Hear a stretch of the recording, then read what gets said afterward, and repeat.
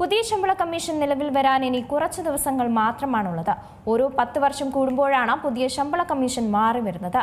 ഇപ്പോഴത്തെ ജനുവരിയിൽ ശമ്പളം കൂടുന്നത് ആർക്കെല്ലാം എന്ന വിഷയം ചർച്ചയായി മാറിയിരിക്കുകയാണ്.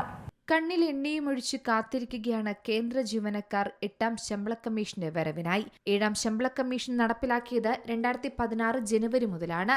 8ാം ശമ്പള കമ്മീഷൻ 2026 ജനുവരി മുതലായിരിക്കും പ്രാബല്യത്തിൽ വരിക. ഇതിനർത്ഥം സർക്കാർ വൈകിയാണ് പ്രഖ്യാപനം നടത്തിയെങ്കിൽ പോലും പുതുക്കിയ ശമ്പളത്തിനും അലവൻസുകൾക്കും ഒപ്പം 2026 ജനുവരി മുതൽ ജീവനക്കാർക്ക് കുടിശ്ശികയടക്കം ലഭിക്കുമെന്ന് ഉറപ്പാണ്.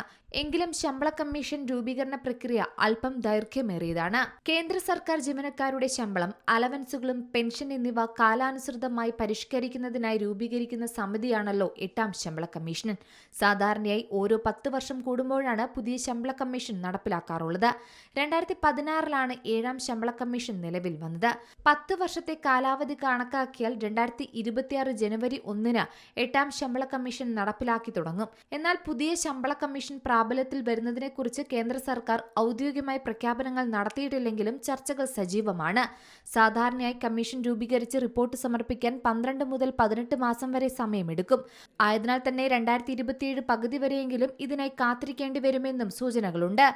7ാം ശമ്പള കമ്മീഷനിൽ ഫിറ്റ്മെന്റ് ഫാക്ടർ 2.57 ആയിരുന്നു. എന്നാൽ 8ാം കമ്മീഷനിൽ ഇത് 3.68 ഉയർത്തണമെന്നാണ് ജീവനക്കാരുടെ ആവശ്യം.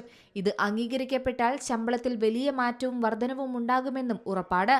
നിലവിൽ 18,000 രൂപയാണ് കേന്ദ്ര സർക്കാർ ജീവനക്കാരുടെ കുറഞ്ഞ അടിസ്ഥാന ശമ്പളം.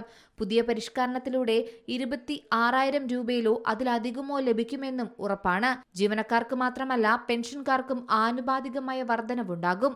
49 ലക്ഷം കേന്ദ്ര ജീവനക്കാർക്കും 67 ലക്ഷത്തിലധികം പെൻഷൻകാർക്കും നേരിട്ട് 8ാം ശമ്പള കമ്മീഷൻ പ്രയോജനം ലഭിക്കും.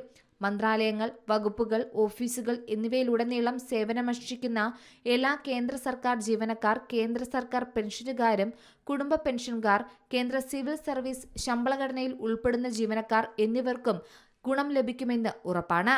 News desk Zee Malayalam news. ഏറ്റവും പുതിയ വാർത്തകളും വിശേഷങ്ങളും വിരൽ തുമ്പിലറിയാൻ സീ മലയാളം ന്യൂസ് എല്ലാ ഡിജിറ്റൽ പ്ലാറ്റ്ഫോമുകളിലും ലഭ്യം.